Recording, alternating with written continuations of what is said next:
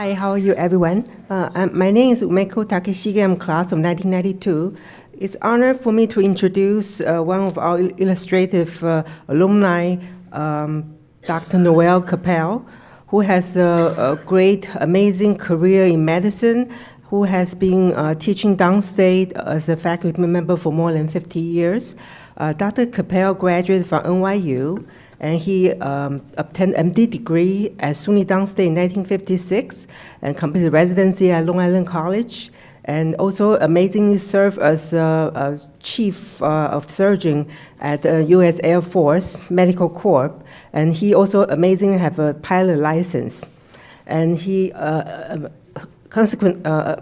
consequently served as chief surgical attending at Caledonia Hospital, Brooklyn VA, Kings County Hospital, as well as being a professor at SUNY Downstate.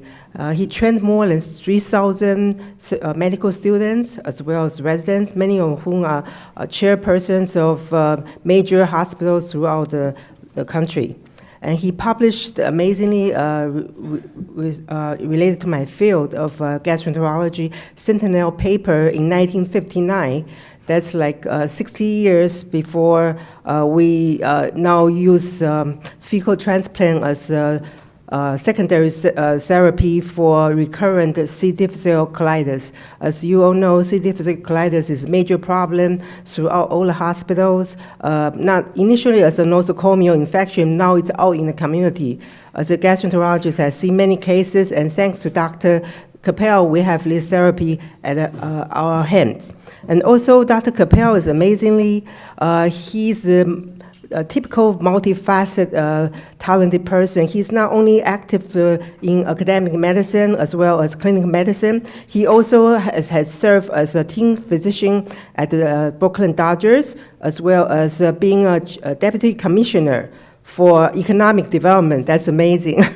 From a physician to a mathematic economic person, doing Mayor Koch as well as Mayor Lindsay. And he also is happily married to another amazing fact that to a medical defense attorney. That's really a malpractice attorney for more than 50 years, and have 4 wonderful children, one of whom hopefully will apply to downstate in the near future. And also, Dr. Kleppel built an amazing school for his own children, and now it's known as Berkeley Carroll School, and it's now a multi-million-dollar project. And also, he has published multiple papers in American College of Surgeons as well as the New York Medical Society Journal. And without further ado, please, Dr. Kleppel.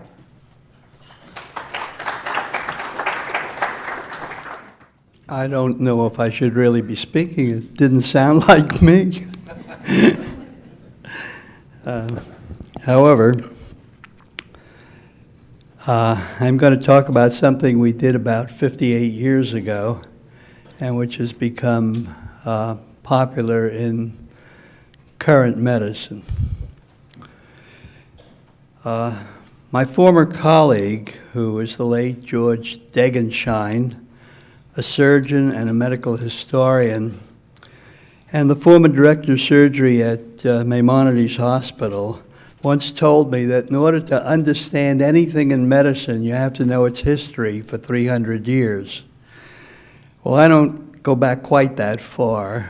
Actually, I've been associated with Downstate for 64 years.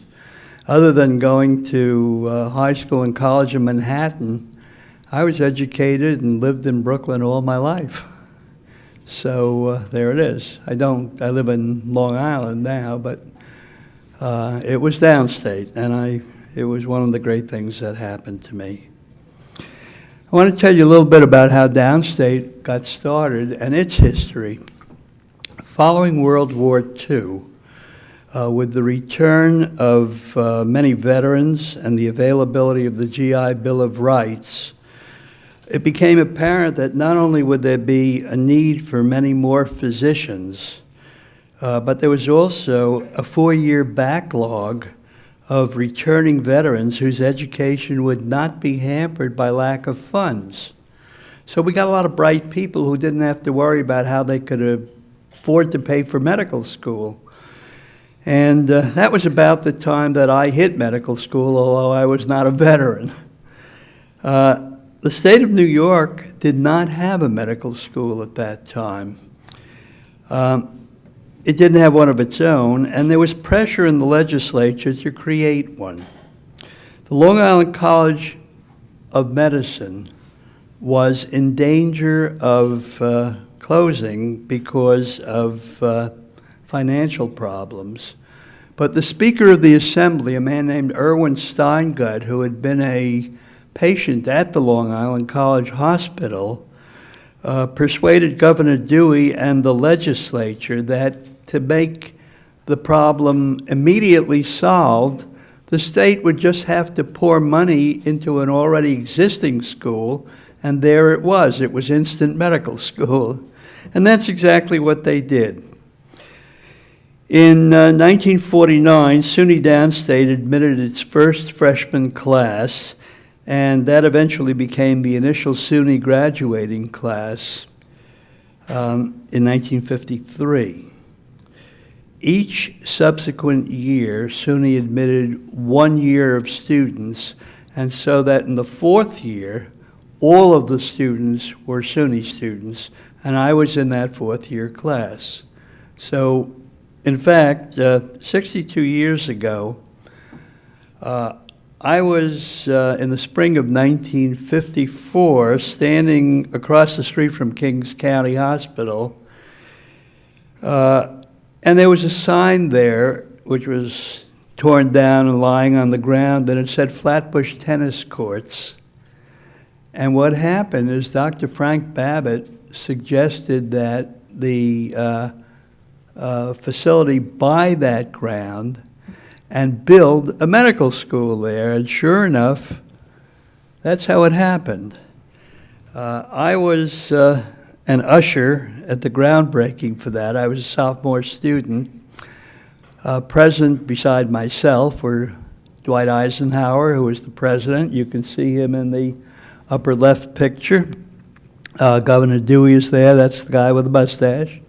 Mayor Impellitteri was there. And our emeritus dean, Dr. Gene Curran, was there. Dr. Howard Potter, who was the dean when that was all done. He was a psychiatrist. And there are other assorted celebrities who I can't even name.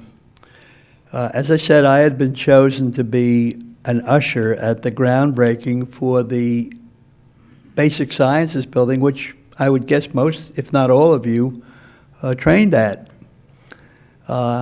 But I knew it as a vacant lot, as you can see in the picture on top to the right, and then a big hole. We used to joke that medical students were disappearing into the hole. We never knew. When we lost a medical student in the class, we thought we should look in the hole. But in any case, as you can see, the building was taking place, and in the last picture on the right, you can see the basis of the building you knew at that time. That's the building on Clarkson Avenue, and such is the school. I was a member of the 4th class to graduate from SUNY Downstate, and we were the last class to graduate from the downtown campus at Long Island College Hospital. Today, along with some of my classmates who are present here this morning, we're attending our 60th graduation. There is an advantage to being old. Dr. Michael Katz, who's sitting in the second row there, who was my cadaver partner, along with 2 other guys. The other 3 wound up as pediatricians, and I don't know, I wound up as a surgeon. But Michael said to me that as older people, there is a term now for us. which I had never heard before, but we are considered the welderly because we're still well. All the parts seem to be working. Anyhow, I've spent my entire professional career connected to Downstate since 1952 when I started, and except for a period of time as the chief of surgery at a strategic air command base, I've always been associated with Downstate. I just couldn't find any place else to be. I went to school there. I did my residencies there. I came back and finished my residency there. As soon as I finished, I joined the faculty, and I've been on the faculty ever since. I've been fooling them for 52 years. And the 3,000 number that was mentioned before, that's 3,000 surgeons approximately that I've had a hand in, and about 8,000 medical students. And that is perhaps what I'm most proud of.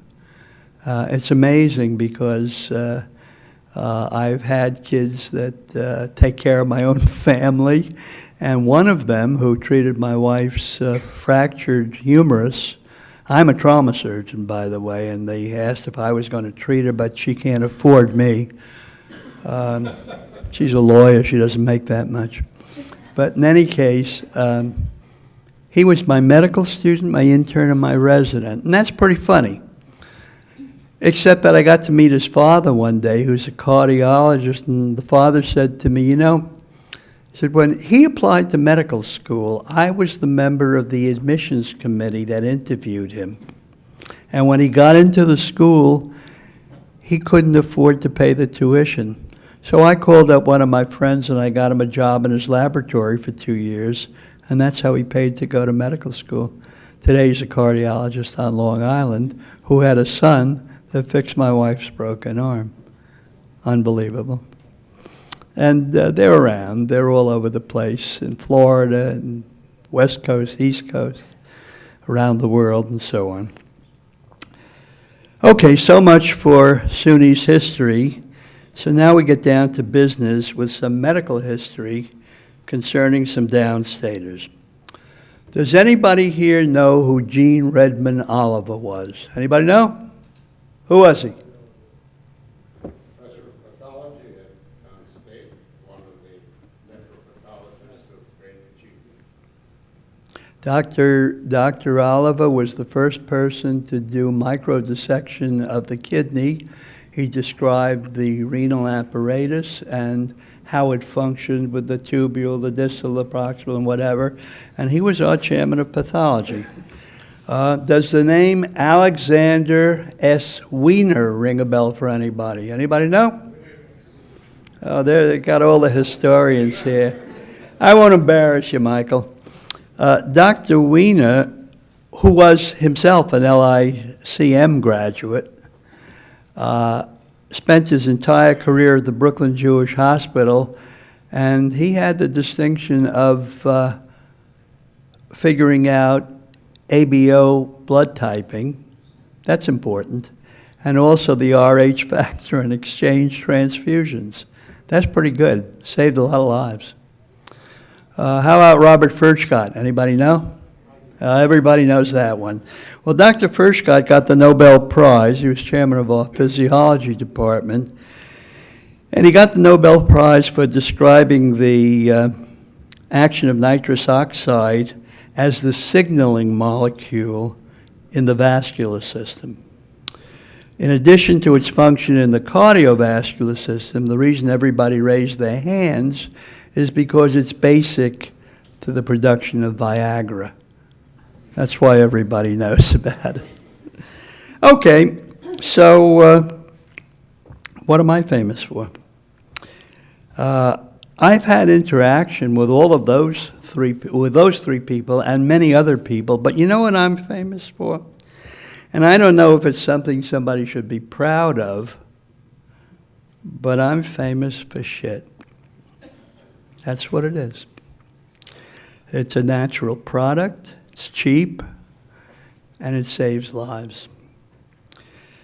Some of you may already be familiar with the current treatments being used for C. difficile enterocolitis. when total bacterial resistance to all available antibiotics is encountered.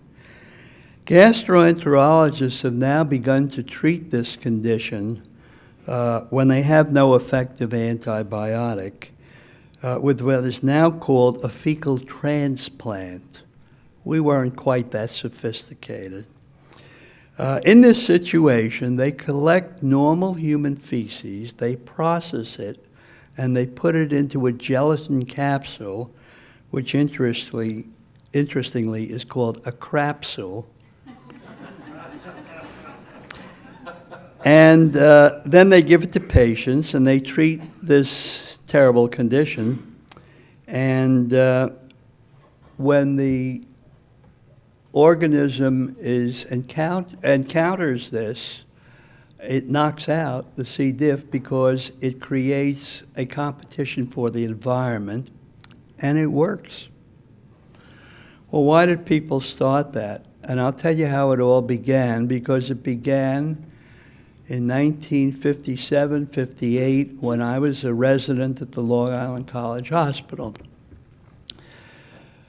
About 60 years ago, patients were being ravaged by a similar disease, and it was called Staphylococcus Enterocolitis. Most of you have lived through the problem with resistant Staphylococcus. At the time, when I began my training, we actually had only 2 antibiotics. We had penicillin and streptomycin.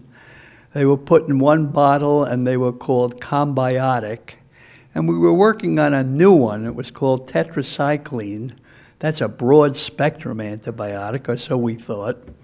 The problem with the broad-spectrum antibiotic, the first tetracycline, was that we were using it preoperatively on patients to sterilize the patient and try to minimize postoperative infections in the wound we were working on, particularly if we were doing gastrointestinal surgery. Well, to a degree, this was beneficial.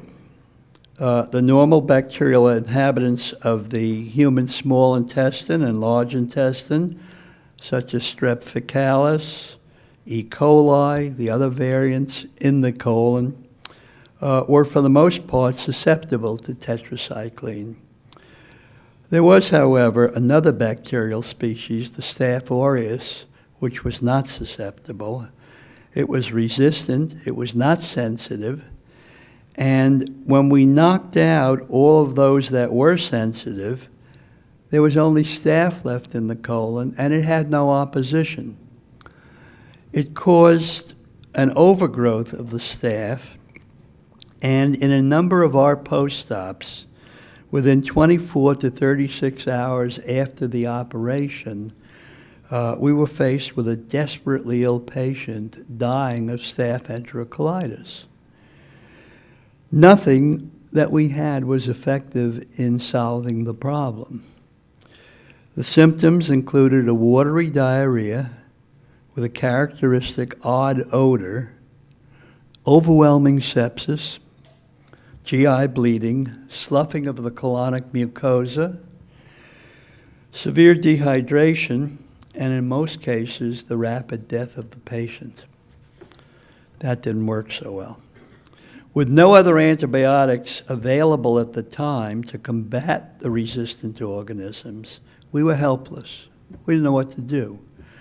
We experienced a succession of almost a dozen patients that developed the disease and rapidly proceeded to die from the bleeding, the slough, the sepsis, the dehydration.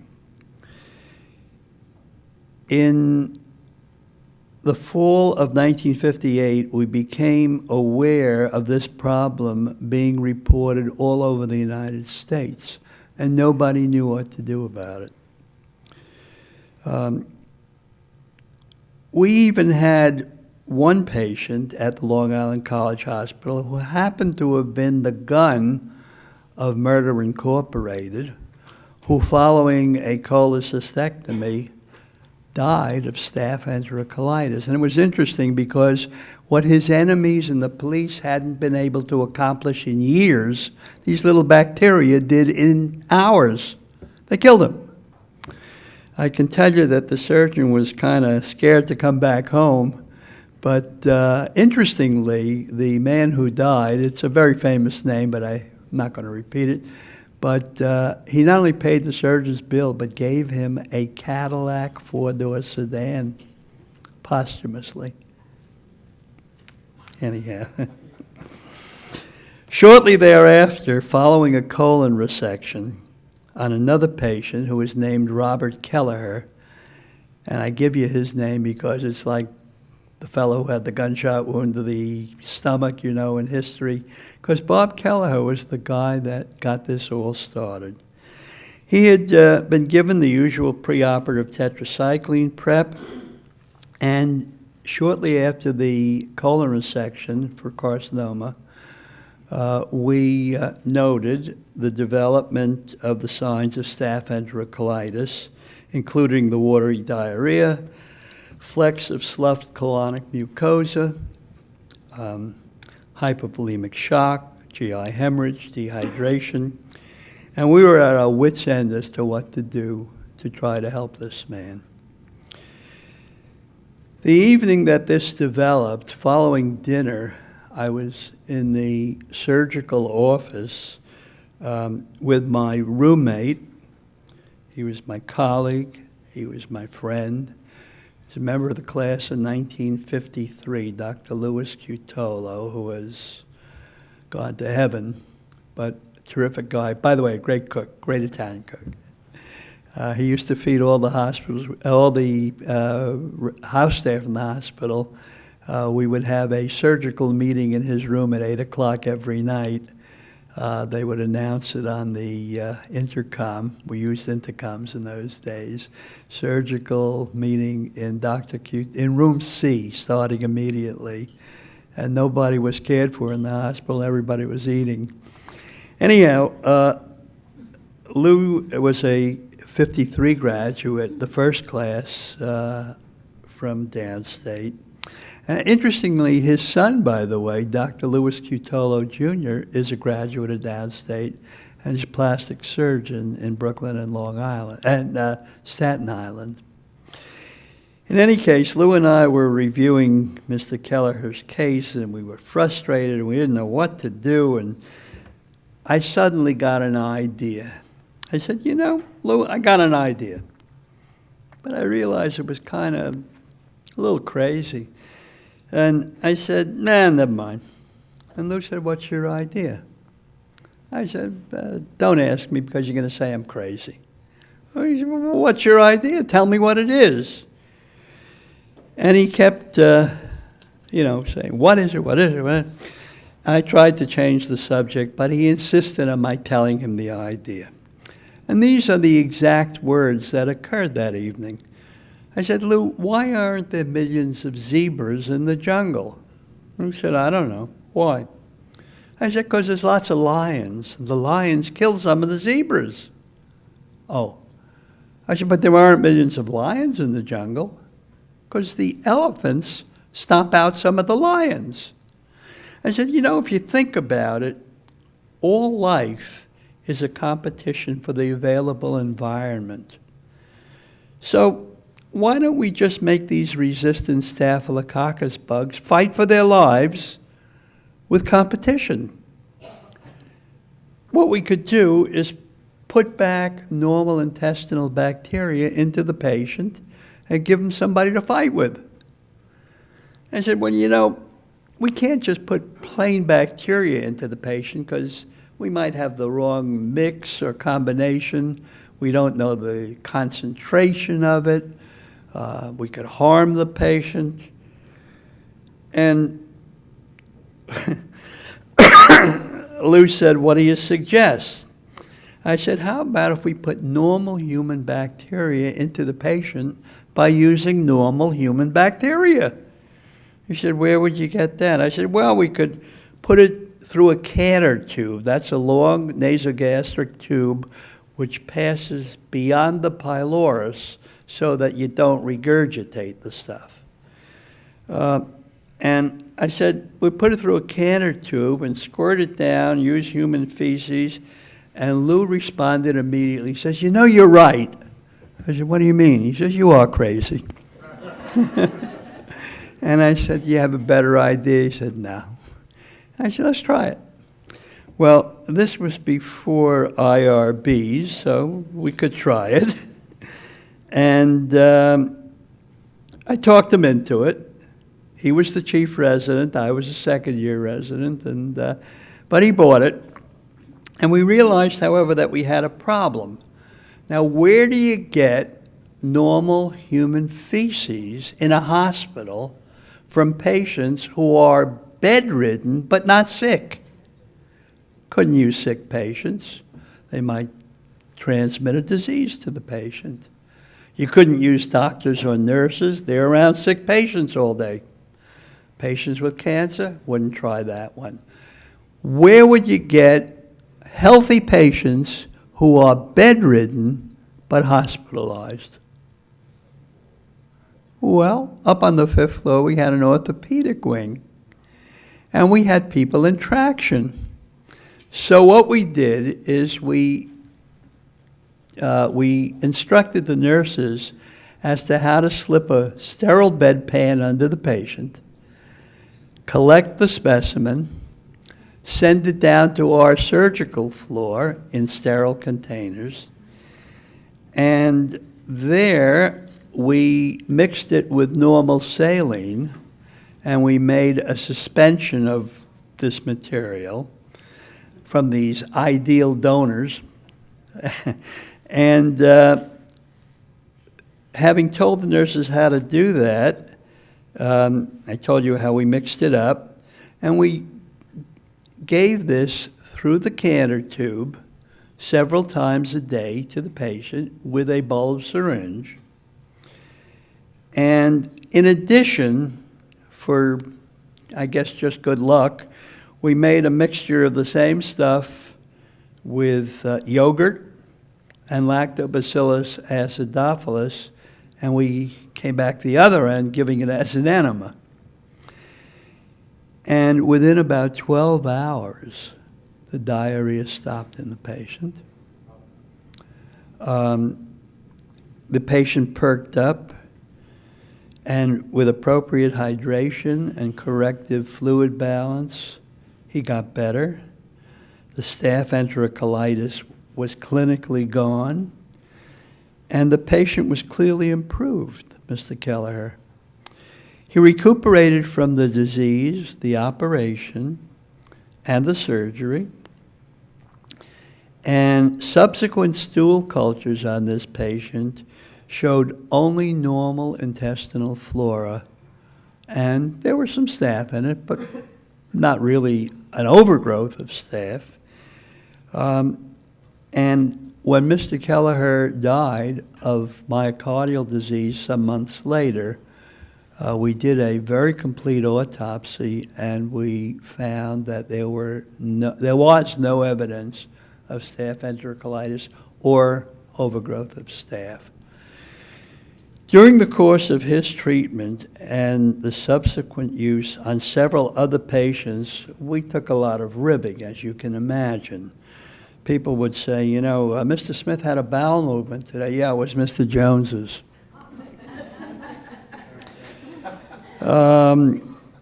One of the people said, well, you know, the only reason the patients are getting better is because they don't want to have to keep taking the medicine. And then somebody said, you know, we even heard comments of somebody saying, I told you the food in this hospital tasted like, you know what. Somebody even suggested we try to put up an IV preparation. They were going to call it IV shit. We never did that. Anyhow, it worked not only on Mr. Kelleher, but it worked on a series of patients subsequently. And in 1959, we published the very first paper in the world's literature. This is the first page of that paper, and you will notice the date in the lower left-hand corner. and it's called Fecal Feedings as Therapy in Staphylococcus Enterocolitis.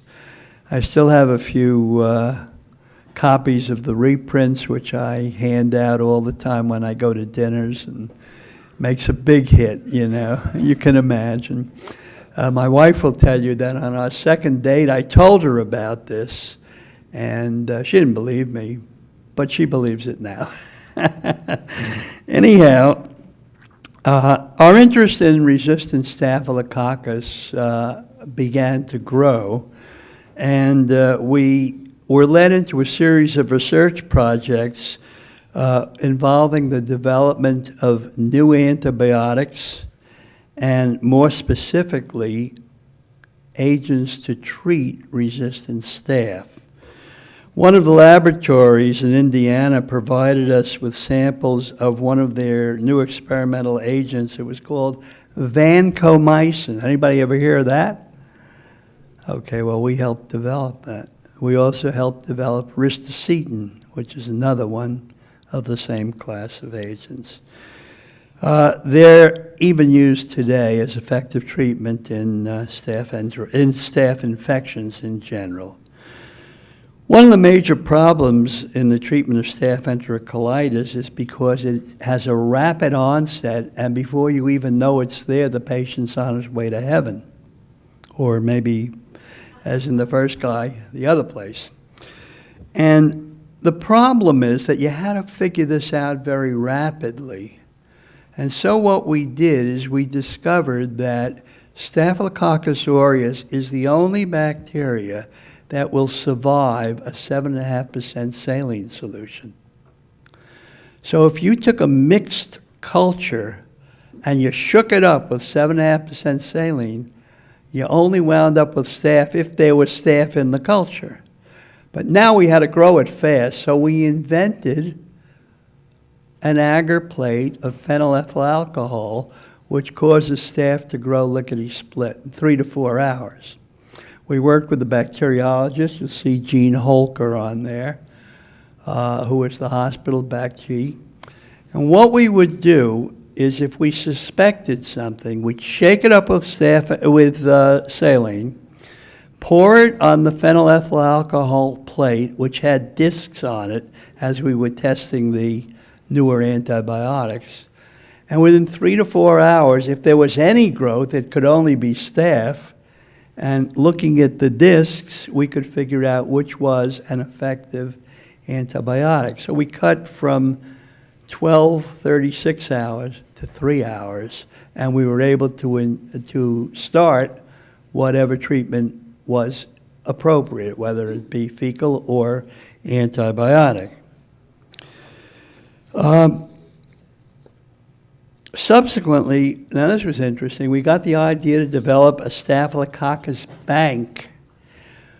We circulated the United States, and we got about 2,000 specimens of pedigreed Staphylococcus organisms with their phage types, which is how we used to identify them, and what clinical condition they were from. And that would be whether it was a pilonidal abscess, a wound infection, whatever. And when the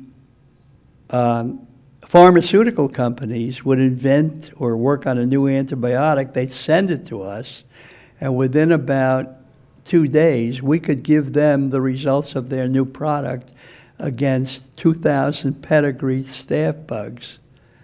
And you can imagine that helped the development of the antibiotics. Today, we don't use phage typing, we use DNA profiling. We're more sophisticated. Anyhow, I hope you can see, I'm coming to the end of this, that thinking out of the box, or being crazy, if you'd rather call it that, can sometimes lead to advancements in useful methodologies in the treatment of human disease.